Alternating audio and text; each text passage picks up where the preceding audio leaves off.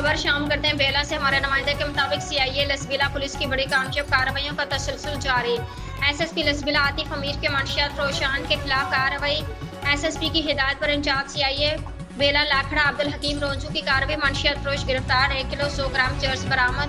SSP लसबीला Atif अमीर के मंशियात रोशान के खिलाफ कार्रवाई की खसूसी हिदायत पर इंचार्ज सीआईए बेला लाखड़ा अब्दुल हकीम रोंजू ने अपनी टीम के हमरा कामयाब कार्रवाई अमल में लाते हुए दौरान स्नैप चेकिंग लिंक रोड रेगोट बेला के मुकाम से मंशा फरोश दाऊद वल्द और मोहम्मद कौमबद की सकना रेगोट बेला को गिरफ्तार करके मुलजिम के कब्जे से 1 किलो 100 ग्राम चर्स बरामद की। गिरफ्तार मंशिया फरोश के खिलाफ नार्कोटिक्स एक्ट के तहत मुकदमा नंबर 85/2025 थाना बेला में दर्ज किया गया। बेला पुलिस ने मुलजिम से मजीद तफ्तीश शुरू कर दी है।